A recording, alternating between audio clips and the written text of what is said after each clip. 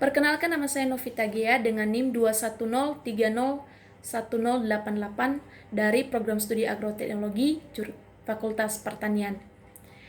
Materi kali ini adalah mengenai demokrasi dan HAM dalam perspektif Alkitab dan iman Kristen. Demokrasi dan HAM merupakan persoalan yang selalu diperdebatkan sepanjang masa. Merujuk pada pengertiannya, demokrasi merupakan pemerintahan dari rakyat, oleh rakyat, dan untuk rakyat, yang dimana setiap orang dapat mengambil bagian perihal keputusan yang akan mempengaruhi kehidupannya dalam bernegara. Sedangkan hak asasi manusia adalah seperangkat hak yang melekat pada hakikat dan keberadaan manusia sebagai makhluk Tuhan yang Maha Esa dan merupakan anugerahnya yang wajib dihormati, dijunjung tinggi, dan dilindungi oleh hukum, negara, dan pemerintahan, serta setiap orang lain demi kehormatan dan perlindungan harkat dan martabat manusia. Pembahasan mengenai demokrasi dan HAM dalam perspektif Alkitab dan iman Kristen ini bertujuan memberikan bimbingan kepada kita mengenai demokrasi dan HAM yang mengacu pada ajaran Alkitab. Demokrasi. Sebenarnya demokrasi dalam Alkitab tidak dibahas secara langsung.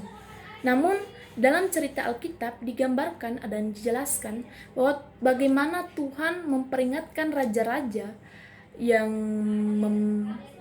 memimpin pada zaman dahulu itu agar tidak merampas hak-hak rakyat jelata, tetapi sebaliknya Tuhan menginginkan mereka untuk melayani secara tulus hati dan dengan baik dan dengan adil rakyat-rakyat jelata, terutama para janda miskin dan anak yatim piatu.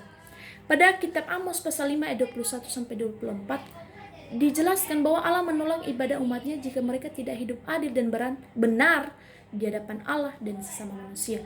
Jadi di situ Tuhan dapat kita simpulkan bahwa Tuhan menghendaki para pemimpin-pemimpin, para pemerintah-pemerintah, pada raja-raja harus bersikap adil dan benar, bukan hanya di hadapan Tuhan, tetapi kepada sesama, yaitu kepada orang-orang yang dipimpinnya. Mereka harus bersikap adil, bertindak adil dan benar. Mereka harus memimpin dan memerintah secara adil dan benar kepada orang-orang yang dipimpinnya, terhadap orang-orang yang dipimpinnya. Kemudian HAM, hak asasi manusia. Dalam Alkitab, pada Kejadian 1 ayat 27-28, ada 3 kalimat beruntun yang menggambarkan manusia diciptakan Tuhan memiliki martabat. 3 kalimat beruntun itu, yang pertama adalah Allah menciptakan manusia menurut gambarnya, laki-laki dan perempuan diciptakannya menurut mereka, dan ketiga, penuhilah bumi dan taklukkanlah itu. Ini menggambarkan bahwa Tuhan menciptakan manusia itu memiliki martabat, dan martabat itu adalah pemberian Tuhan sebagai pencipta kita.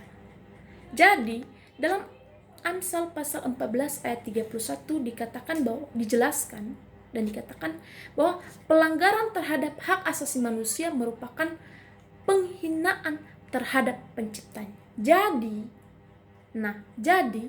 ketika kita melanggar hak-hak sesama kita, melanggar hak asasi sesama kita, melanggar hak-hak asasi manusia, itu berarti kita menghina, secara tidak langsung kita menghina Tuhan.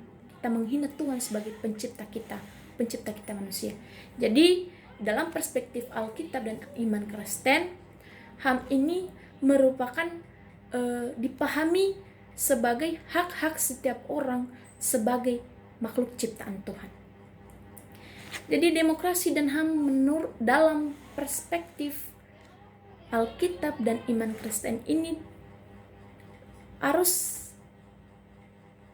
berjalan dengan firman Tuhan, harus berjalan dengan kehendak Tuhan. Demokrasi dan HAM ini harus berjalan dengan kehendak Tuhan, di mana berdasarkan kasih, di mana jalankan berdasarkan kasih. Jadi demokrasi dan HAM ini harus dijalankan di kehidupan kita dengan berdasarkan kasih. Kita tidak boleh menyakiti sesama, kita tidak boleh melanggar hak-hak sesama, dan pemerintah-pemerintah atau pemimpin-pemimpin juga harus melayani rakyat dengan benar, harus melayani rakyat dengan adil dan benar. Demikian demokrasi dan HAM menurut perspektif Alkitab dan iman Kristen. Terima kasih.